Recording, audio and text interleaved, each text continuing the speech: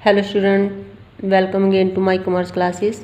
आज की इस वीडियो में हम +2 क्लास के अकाउंट्स में चैप्टर 4 में पार्ट 5 में change in profit sharing ratio chapters में revaluation of assets and reassessment of liabilities के बारे में स्टडी करेंगे। Revaluation of assets and reassessment of liabilities क्या होता है, यानी कि रिवैल्यूएशन का मीनिंग होता है कि जब हम अपनी एसेट्स और लायबिलिटीज़ को क्या करते हैं, रीचेक करते हैं कि जब हमने कोई हमारी कंपनी का प्रॉफिट शेयरिंग रेशो चेंज होता है या फिर कोई पार्टनर जो है हमारी कंपनी में नया आता है या फिर कोई पार्टनर छोड़ के जाता है या इन डेथ केस, उस केस में जो है हम जब अपनी फर्म का कॉन्स्टिट्यूशंस करते हैं तो उस कंडीशन में हमें अपनी कंपनी या अपनी फर्म की एसेट्स एंड लायबिलिटीज़ को रिवैल्यूएट करना पड़ता है कि हमारी जो कंपनी में एसेट्स हैं या लायबिलिटीज़ हैं कि उनकी वैल्यू में कोई कमी पेशी आई है या फिर जो है कोई बढ़ी हुई है या जो है कम हुई है। Meaning revaluation means recheck the value of both means assets and liabilities at the time of change in profit sharing ratio.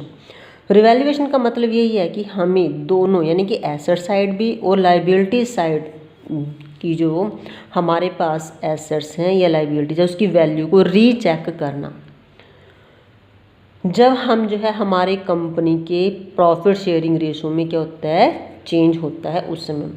And profit and loss arising from it is credited or debited to the partner's capital account in their old profit sharing ratio। उसके बाद रिवैल्यूएट करने के बाद यदि कोई profit या फिर loss arise होता है, प्रॉफिट या लॉस अराइज होने का मतलब है कि आपके पास जो है रिवैल्यूएशन करी हमने एसेट्स की, अगर आपकी क्रेडिट साइड ज़्यादा हो गई रिवैल्यूएशन अकाउंट की तो प्रॉफिट, अगर डेबिट साइड ज़्यादा हो गई तो लॉस आपको होएगा। तो वो उस प्रॉफिट या लॉस को जो है आपको क्रेडिट या डेबिट करना पड़ेगा पार्टनर्स के किस अकाउंट में, पार्टनर्स कैपिटल अकाउंट में, उनकी जो ओल्ड प्रॉफिट शेयरिंग रेशो है उसमें करना पड़ेगा। स्टूडेंट्स, आपने +1 क्लास में जो अकाउंट्स हैं, नेचर ऑफ अकाउंट्स पढ़ा था आपने, कितने टाइप्स के अकाउंट्स होते हैं, रियल अकाउंट, पर्सनल अकाउंट और नॉमिनल अकाउंट। यहाँ पर जो है रिवैल्यूएशन अकाउंट जो है आपके पास एक नॉमिनल अकाउंट है जिसमें जो है हमें एंट्रीज जो है नॉमिनल के बेस से जो है नॉमिनल अकाउंट के रूल्स रेगुलेशन यहाँ पर लागू होते हैं। सो रिवैल्यूएशन अकाउंट अब आप कैसे बनाओगे, देखो रिवैल्यूएशन अकाउंट एक टी फॉर्म में ही बनेगा आपका, इसकी डेबिट साइड होगी और क्रेडिट साइड होगी। अगर फर्म में आपकी जो भी एसेट्स की वैल्यू को रिचेक करते हैं, आपकी जितनी भी एसेट्स, वैल्यू ऑफ एसेट्स आपकी इंक्रीज होते हैं, यानी कि आपने ये ध्यान में रखना है अगर फर्म को कोई फ़ायदा होता है यानी कि प्रॉफिट्स होता है वो किस साइड आएगा, क्रेडिट साइड में। अगर फर्म्स की एसेट्स में या लायबिलिटी में कमी करने पर फर्म को जो है जो भी लॉस होता है या उसको जो है घाटा होता है उसको जो है आपने क्या करना है, डेबिट साइड में लिखना है, यानी कि by increase in value of assets. अगर आपकी एसेट्स की वैल्यू में वाधा होता है, इंक्रीज होती है, उसकी कीमत बढ़ती है, यानी कि जैसे कि आपके पास लैंड एंड बिल्डिंग थी वो 2018-19 में जो थी वो 50,000 की थी, उसके बाद प्रॉफिट शेयरिंग रेशो चेंज होने पर उसकी कीमत जो है 70,000 हो गई। तो यहाँ पर increase in value of assets कितनी होगी, आपके पास 20,000, जो कि आपने क्रेडिट साइड में लिख देना है। अगर आपकी एसेट्स की वैल्यू में कमी होती है, एसेट्स की वैल्यू कम हो जाती है, तो उस केस में जो है आपने उसको डेबिट साइड में लिखना है, यानी कि लैंड एंड बिल्डिंग की कीमत जो है 50,000 से कम होके 30,000 हो जाती है, तब आपने उसको डेबिट साइड में, क्योंकि वो क्या हो गया, उसको घाटा हो गया, कंपनी को जो है लॉस हो गया। इसी प्रकार अगर आपकी कोई लाइबिलिटी कम होती है। लाइबिलिटी कम होने का मतलब जैसे कि आपके जो है क्रेडिटर से उसके जो, जैसे कि आपके पास पहले क्रेडिटर जो थे वो 30,000 के थे, अब आपने उसमें वो कम हो गए, यानी कि आपने पेमेंट कर दी 20,000, आपने पेमेंट कर दी 10,000 के रह गई, तो इट मीन्स क्या होगा, decrease in value of liability होगी, हमारी जो है लाइबिलिटी कम होगी, तो ये कंपनी को क्या हो गया, प्रॉफिट हो गया। उसको जो है प्रॉफिट होने पर हमने इसको क्या कर देंगे, यहाँ पर इसको क्रेडिट साइड में लिख देंगे। इसी प्रकार कोई अनरिकॉर्डेड एसेट्स, अनरिकॉर्डेड का मतलब ऐसा कि कंपनी के पास या फर्म में जो है आपके पास कोई एक ऐसी एसेट्स, कोई भी एसेट्स है जिसको आप रिकॉर्ड करना जो है भूल गए थे, उस एसेट्स को आपने यहाँ पे अनरिकॉर्ड कर देना, वो आपका फ़ायदा हो जाएगा, तो उसको आपने क्रेडिट साइड में लिख देना है। इसी प्रकार यहाँ पे लाइबिलिटी साइड में अगर आपकी increase in value of liability, अगर आपकी लाइबिलिटी इंक्रीज हो जाती है तो उसको आपने डेबिट साइड में लिखना है। इसी प्रकार अगर आप कोई लाइबिलिटी ऐसी थी जिसको आप रिकॉर्ड करना भूल गए थे, अनरिकॉर्डेड लाइबिलिटी थी, तो उसको जो है आपने कहाँ पे लिखना है, डेबिट साइड में। इस प्रकार आपने दोनों साइड्स का टोटल कर लेना है। अगर आपकी जो है क्रेडिट साइड ज़्यादा आ जाती है और डेबिट साइड कम आ जाती है तो इट मीन्स जो है आपको रिवैल्यूएशन अकाउंट में क्या हुआ है, प्रॉफिट होया। तो आपने यहाँ पे लिखना to revaluation accounts gain transfer to partners capital account, यानी कि आपको रिवैल्यूएशन अकाउंट में जो भी प्रॉफिट होया, गेन हुआ, उसको आपने कहाँ पे ट्रांसफर कर देना है, पार्टनर्स कैपिटल अकाउंट में या फिर करंट अकाउंट में। जैसे partners capital account A B C, उनको जो है उनकी ओल्ड प्रॉफिट शेयरिंग रेशो में क्या कर देना है, उसको आपने डिवाइड कर देना है। ये ज़रूरी नहीं है कि रिवैल्यूएशन अकाउंट में हमेशा ही आपको प्रॉफिट होएगा, इसके अपोजिट आपको रिवैल्यूएशन अकाउंट में लॉस भी होएगा, तब आपने यही एंट्री आपने क्रेडिट में कर देनी। By revaluation loss transfer to capital और current account A B C, उसके बाद आपने अपने अकाउंट्स को क्लोज कर देना है। लेकिन आपको एक बात हमेशा ध्यान रखनी है, रिवैल्यूएशन करने के बाद जो भी वैल्यू आपने बैलेंस शीट में लिखनी है, न्यू बैलेंस शीट में आपने रिवाइज्ड वैल्यू को लिखना है। रिवाइज्ड वैल्यू का मतलब क्या है, जैसे कि मैंने अभी बताया था आपको कि आपकी लैंड जो है पहले 50,000 की, अब जो है बढ़ के उसकी वैल्यू 70,000 हो गई है, तो आपने जो न्यू बैलेंस शीट में जो है वैल्यू कितनी शो करनी है, 70,000, ना कि 50,000। ठीक है जी। अब इससे रिलेटेड हमने जर्नल एंट्रीज करनी, मैं आपको जो है स्टूडेंट्स साथ के साथ सारा समझाती जाऊंगी, जर्नल एंट्रीज भी, और ये कहाँ पर अप्लाई होता है, इसके नॉर्मल केस और एक्सेप्शनल केस, और उसके बाद एक क्वेश्चन मैं आपको करके दिखाऊंगी ताकि आपको जो है ये इजी जो है समझ में आ जाए। ठीक है, तो अब इसमें जो है जर्नल एंट्री, देखो स्टूडेंट्स, जब आपको रिवैल्यूएशन अकाउंट जो है बनाना आ गया है, आपको ये पता लग गया है कि आपने कौन सी एंट्री को क्रेडिट करना है, किस ट्रांजैक्शन को डेबिट करना है, तो आप इजीली उसकी जर्नल एंट्रीज बना सकते हैं। एक अकाउंट से जो है जर्नल एंट्री बनाना बहुत इजी हो जाता है। तो अगर आपकी डेबिट साइड में हमें आपने जो है, अगर हम रिवैल्यूएशन की डेबिट साइड्स को लेते हैं, तो डेबिट साइड में क्या था, revaluations account debit to decrease in assets, जैसे मैंने भी बताया था रिवैल्यूएशन अकाउंट की डेबिट साइड में क्या था, डिक्रीज इन एसेट्स, यदि कोई हमारी एसेट्स की वैल्यू कम हो जाती है उसको क्रेडिट करना। Increase in liabilities to unrecorded liabilities को भी आपने क्रेडिट करना है, ताकि जो है आप जो है यहाँ पे रिवैल्यूएशन अकाउंट में जो भी आपको मतलब जो है रिवैल्यूएट करने पर जो भी घाटा है उसको आपने रिवैल्यूएशन अकाउंट की डेबिट साइड में दिखा दिया। फिर आपने यहाँ पर सेम उसका नरेशन लिखना है, बीइंग जो है decrease in assets, increase in liability and recorded in liabilities are shown in revaluation debit side. ठीक है, कई जो है कई बुक्स में जो है इस एंट्री को आप अलग अलग भी कर सकते हैं, जैसे कि revaluation account debit to decrease in assets account, यहाँ पे अमाउंट लिख दिया, यहाँ पे इसमें हमने तीनों को अलग अलग करके यहाँ पर हम क्या करेंगे, इसका टोटल अमाउंट लिख देंगे। तो सेकंड जैसे कि एंट्री बना देंगे revaluation account debit to increase in liability account, third entry बना देंगे revaluation account debit to unrecorded liabilities account. अब एक ही एंट्री की वो 3 या 4 एंट्रीज भी बना सकते हैं, लेकिन इस केस में क्या होगा आपके पास कि आपका जो है एक्स्ट्रा टाइम ही लगेगा। यहाँ पर हम टाइम को सेविंग करते हुए एक ही एंट्री में इसको कवर कर देंगे। ऐसे ही उसकी क्रेडिट साइड हमने लेनी है, increase in assets account debit. अगर आपके एसेट्स में कोई भी वाधा होता है तो उसको आपने क्या कर देना है, रिवैल्यूएशन अकाउंट की क्रेडिट साइड में लिखना है। अगर डिक्रीज इन लाइबिलिटीज है, अगर लाइबिलिटी में कोई कमी होती है तो उसको आपने क्रेडिट साइड में लिखना है, यानी कि रिवैल्यूएशन का कि आपको फ़ायदा हो रहा है। ऐसी अनरिकॉर्डेड एसेट्स या फिर उसको जो फिर करके आपने टू रिवैल्यूएशन अकाउंट, ठीक है। तो यहाँ पर आपने टोटल अमाउंट लिख देना है। अब ये दो एंट्रीज तो मेनली बनती है रिवैल्यूएशन अकाउंट के अलावा। इसके अलावा जब हमने सारी एंट्रीज को रिकॉर्ड कर लिया तब हमें जो है ये देखना कि रिवैल्यूएशन अकाउंट में गेन हो रहा है या फिर उसमें लॉस हो रहा है। अगर आपको रिवैल्यूएशन करने पर, रीचेक एसेट्स एंड लाइबिलिटी करने पर जो है रिवैल्यूएशन अकाउंट में प्रॉफिट्स हो रहा है तो आपको एक एंट्री और पास करनी पड़ेगी, revaluation account debit to partners capital account. Partners capital account में ABC जितने भी आपके पार्टनर्स हैं और इन द ओल्ड रेशो। तो यहाँ पे हम वही लिख देंगे, रिवैल्यूएशन अकाउंट में profit transfer to partners capital account in the old ratio. और ये जरूरी नहीं है कि प्रॉफिट ही होएगा, तो अगर लॉस हो जाता है तो लॉस में इसकी आपने एंट्री अपोजिट कर देनी है, partners capital account debit to revaluation account, ठीक है। अब स्टूडेंट्स आपने ये बात ध्यान में रखनी है कि आपने जो है रिवैल्यूएशन अकाउंट्स किन किन कंडीशन में आपने जो है बनाना है। तो इसके लिए ये ज़रूरी है कि देखो रिवैल्यूएशन अकाउंट जो है एक तो नॉर्मल कंडीशन होती है, नॉर्मल सिचुएशन होती है, एक एक्सेप्शनल सिचुएशन होती है। तो नॉर्मल सिचुएशन में तो सिंपल, जैसे कि जब भी आप इन जो है रिवैल्यूएशन अकाउंट्स बनाएंगे तो एडमिशन्स ऑफ पार्टनर, रिटायरमेंट या फिर डेथ तक आपका जो है ये रिवैल्यूएशन अकाउंट बनेगा।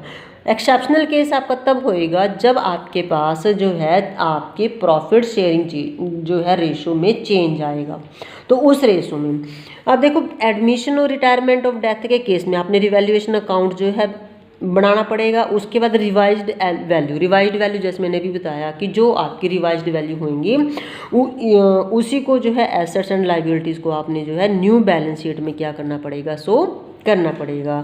और इन एक्सेप्शनल केस में हमने क्या करना पड़ेगा, इसमें हमने बैलेंस शीट में शो नहीं करना पड़ेगा। इसके लिए हमें एक स्टेटमेंट शोइंग रिवैल्यूएशन अकाउंट बनाना पड़ेगा। स्टेटमेंट शोइंग रिवैल्यूएशन के लिए जो है आपको सबसे पहले क्या करना पड़ेगा, इसका नेट इफेक्ट देखना पड़ेगा कि जो आपके पास एसेट्स इंक्रीज या डिक्रीज हो या लाइबिलिटीज इंक्रीज या डिक्रीज हुई या फिर जो आपके पास कुछ भी मतलब जिसमें चेंज हुआ तो उसका जो है आपके पास क्या इफेक्ट पड़ा, उसका क्या जो है आपके पास नेट इफेक्ट हुआ। फिर old values will continue in the book, और आपकी बुक में जो है जहाँ पर, हाँ जी यहाँ पर आपको ध्यान में रखना कि बुक वैल्यू में कोई चेंज नहीं होएगा, वही कंटिन्यू रहेगी आपकी बुक्स में। इसके बाद इस आपको नेट इफेक्ट जानने के बाद प्रॉफिट शेयरिंग रेशो में जो चेंज आता है कि ओल्ड रेशो कितनी थी, न्यू रेशो कितनी थी, किस पार्टनर को गेन हुआ, किस पार्टनर को जो है लॉस हुआ, उसके बेस पे आपको जो है एंट्रीज करनी पड़ेगी। अगर रिवैल्यूएशन अकाउंट में गेन होता है तो आपने यहाँ पर जिस पार्टनर को गेन होता है रिवैल्यूएशन के इफेक्ट के दौरान तो आपने क्या करना है, गेनिंग्स पार्टनर को डेबिट कर देना है, और जो सैक्रिफाइस कर रहा है पार्टनर आपका उसको आपने क्या कर देना है, क्रेडिट कर देना है। अगर in the case of revaluation loss तो उसमें इसकी एंट्रीज अपोजिट हो जाएगी। Opposite means sacrifice partners capital account debit to gainings partners capital account debit. मैंने ये यहाँ पे अपोजिट लिख दिया अभी ताकि आपको समझ में आ जाए। Opposite sacrifice partners capital account debit to gainings partners capital account debit. यहाँ पर इस क्वेश्चन में आपको प्रॉफिट शेयरिंग रेशो में चेंज करने की ज़रूरत नहीं है। यहाँ पर जो है आपको ओल्ड रेशो में प्रॉफिट्स या लॉस को जो है आपने डिवाइड करना है इन पार्टनर्स कैपिटल अकाउंट में। लेकिन इन द एक्सेप्शनल केस जहाँ पर वो कहेगा कि बुक वैल्यू में कोई चेंज नहीं होना है, बुक वैल्यू सेम रहेगी, तो वहाँ पर आपको जो है आपको जो है उसका सैक्रिफाइस रेशो और गेनिंग रेशो निकालने की ज़रूरत पड़ेगी। तो इसके आधार पर हम एक क्वेश्चन करते हैं जो कि इस चैप्टर से रिलेटेड होगा आपका। Question is X Y and Z are sharing profit and losses in the ratio 5:3:2। जो आपकी एक्स वाई एंड जेड की रेशो थी 5:3:2। They decided to share future profit and losses in the ratio of 2:3:5। और उन्होंने तीनों ने जो है फ्यूचर में 2:3:5 रेशो, यानी कि यहाँ पे देखो आपको पता लग गया रेशो चेंज हो रही है, PSR है।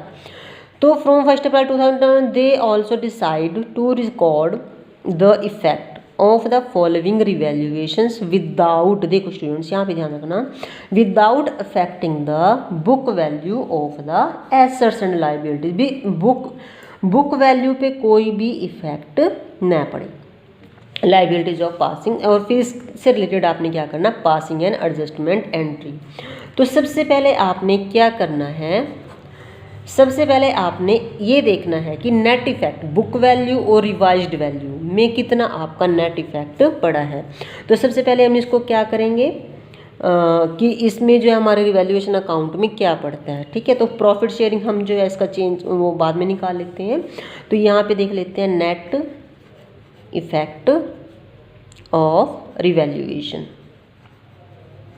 ठीक है। अब देखो हमने क्या करना है, अब आपको पता है लैंड एंड बिल्डिंग, पहले जो थी लैंड एंड बिल्डिंग की वैल्यू 5 लाख थी, उसके बाद रिवाइज्ड वैल्यू होगी 5,50,000। अब यहाँ पे लैंड एंड बिल्डिंग क्या है, एसेट्स, और यहाँ पे क्या हो रही है, एसेट्स आपकी इंक्रीज हो रही। तो इसको क्या करेंगे, अब हमें जब इस टाइप का निकालना होता है, कुछ स्टूडेंट्स आपको ध्यान में रखना कि कितने आइटम्स हैं यहाँ पे, 1 2 3 4 आइटम्स हैं, तो 4 लाइन में आपका बन जाएगा। तो आपने क्या करना है, increase in value of land and building, कितना इंक्रीज हुआ, 50,000। अब देखो सन्ड्री प्लांट एंड मशीनरी 2,50,000 की 2,40,000 की, यानी कि यहाँ पे क्या होगी, डिक्रीज होगी। और ये भी क्या है, आपके एसेट्स है। सन्ड्री क्रेडिटर्स के आपके पास लाइबिलिटीज़ है, 60,000 थे, 55,000 ये क्या हो गए, लेस हो गए। तो यानी कि यहाँ पर हमें क्या हो गया, फ़ायदा हो गया, प्रॉफिट हो गया। तो यहाँ पे हम सेकंड पॉइंट लिख देंगे, क्योंकि तो हमारा माइनस में जाएगा, इस करके इसको हम ऐड पहले ये कर देते हैं, डिक्रीज इन क्रेडिटर्स, कितने का होगा, 5,000 का। इसको हमने क्या कर दिया, ऐड कर दिया। अब थर्ड पॉइंट्स, अब देखो यहाँ पे आउटस्टैंडिंग एक्सपेंसेस, ये भी हमारे क्या है, लाइबिलिटीज़ है, ठीक है। अब ये हमारी लाइबिलिटीज़ है, तो यहाँ पर ये 75,000 क्या हो रही, इंक्रीज हो रही 15,000 से। तो ये भी हमारी क्या हो जाएगी, लेस हो जाएगी। लेस वाले को हमने ब्रैकेट्स में लिख लेना, तो यहाँ पे लिख लेंगे decrease in plant and machinery, decrease in the value of, ऐसा आप लिख सकते हो, value of plant and machinery कितना डिक्रीज हुआ, 10,000 का। तो हमने जब आपको पता है ना, जो भी हमारे माइनस में चीज़ आती है उसको हम क्या कर देते हैं, ब्रैकेट्स में लिख लेते हैं, ठीक है। अब नेक्स्ट फोर्थ में आएगा आपके पास इंक्रीज इन, इसको आप माइनस भी कर सकते हो ताकि आपको याद रहे भी किसको ऐड करना है, किसको प्लस करना है। Increase in value of outstanding expenses, ये क्या आपके पास पता है ना, करंट लाइबिलिटीज़। तो यहाँ पर कितना इंक्रीज हुआ, 15,000। अब देखो 50,000 प्लस 5,000, तो नेट इफेक्ट क्या पड़ा आपके पास, आपका रिवैल्यूएशन अकाउंट इंक्रीज हुआ कि गेन हुआ, आपको क्या हुआ।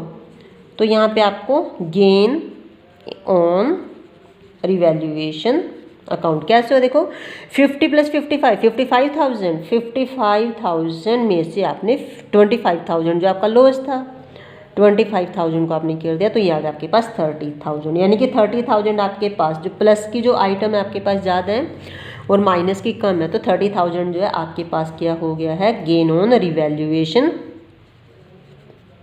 अकाउंट, ठीक है। अब इसके बाद सेकंड स्टेप, क्योंकि हमने पता है, क्योंकि ये हमारा एक्सेप्शनल केस है, इसमें हमें रिवैल्यूएशन अकाउंट के जो प्रॉफिट को डायरेक्ट नहीं डिवाइड करना, डिस्ट्रीब्यूट करना पार्टनर्स कैपिटल अकाउंट में। इसके लिए हमने क्या करना, पहले इसकी ये देखना कि किस पार्टनर को गेन हो रहा है, किस पार्टनर को लॉस हो रहा है। तो यहाँ पर हमारे पास जो रेशो बन जाएगी 5:3:2, यानी कि ये थी, यानी कि बन जाएगी आपके पास 5/10, 3/10, 5 + 3 8 + 2 10, 2/10। और यहाँ पे भी देखो अगर आप इसको करो तो बस थोड़ा चेंज हुआ, 2/10, 3/10 और 5/10, ठीक है। तो अब हम यहाँ पे करेंगे सबसे पहले किसका शेयर, एक्स का शेयर कैसे आएगा, स्टेप 2 लगा लो आप इसको। एक्स का शेयर जो था, एक्स का कितना था पहले, 5/10 - 2/10, तो 10 आ गया, तो यहाँ पे आ गया 5 माइनस 2, क्योंकि एलसीएम इज सेम है तो एलसीएम सेम होने पे हम डायरेक्ट कर देते हैं 3/10। y का क्या था 3/10, यहाँ पे 3/10 यहाँ पे, यानी कि इसके शेयर में कोई भी फर्क नहीं पड़ा। z शेयर्स इसका आ जाएगा आपके पास 2/10 माइनस 5/10, यानी क्या आ गया माइनस का 3/10, 2 माइनस 3 3/10। ठीक है, अब हमारे पास देखो y के शेयर में कोई इफेक्ट नहीं पड़ा, तो y को तो कोई भी रिवैल्यू इसका जो है आपके पास प्रॉफिट का कोई हिस्सा नहीं मिलेगा। लेकिन यहाँ पर x को जो है आप हमें पता है इसमें जो है नेगेटिव वैल्यू में जो है क्या होता है उसको गेन होता है, पता है ना आपको, मैंने पहले भी प्रॉफिट शेयरिंग रेशो के पीछे वीडियो में सिखाया था।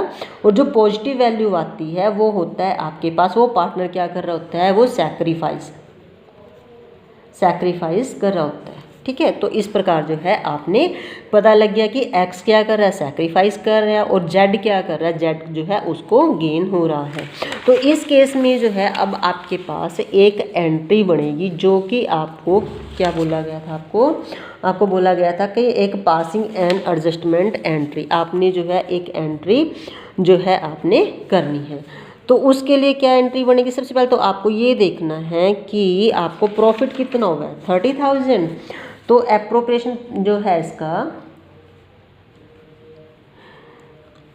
एप्रोप्रिएट अमाउंट ऑफ गेन का कितना था हमारे पास, जो टोटल जो रिवैल्यूएशन का जो प्रॉफिट था वो कितना था 30,000।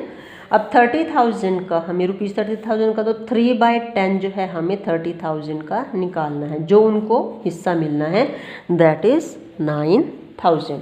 अब इसकी एंट्री क्या बनेगी, ये हिस्सा जो है आपको जो है प्रॉफिट्स का शेयर का जो है आपको किस किस को मिल रहा है, ये आपका मतलब जो है x को और z को।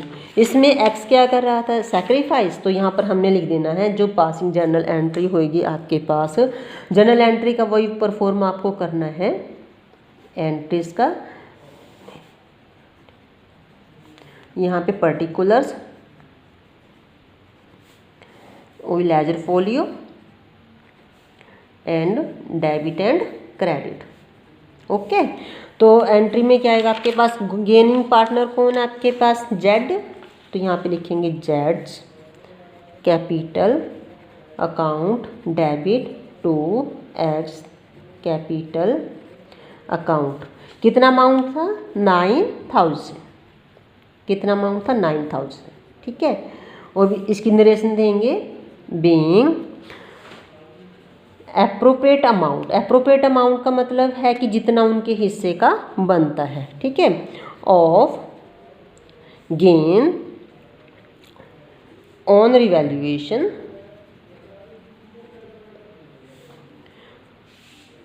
एडजस्टेड लिख दो या transfer through a single entry, उन्होंने सिंगल एंट्री बोला था। ठीक है, ये आपकी एंट्री बन जाएगी। ओके, सो स्टूडेंट्स, इस प्रकार जो है ये आपका एक एक्सेप्शनल केस है। इसमें रिवैल्यूएशन अकाउंट बना के प्रॉफिट एंड लॉस को जो है पार्टनर्स में डायरेक्ट ओल्ड रेशो में नहीं डिस्ट्रीब्यूट करना है। इसके लिए जो है आपको न्यू प्रॉफिट शेयरिंग जो है और ओल्ड प्रॉफिट शेयरिंग से गेनिंग और सैक्रिफाइस रेशो निकालनी पड़ेगी। उस रेशो में फिर उनका एप्रोप्रिएट जो हिस्सा बनता है वो निकाल के आपको फिर एक सिंगल एंट्री में जो है आपको जो है उसको एडजस्ट करना पड़ेगा।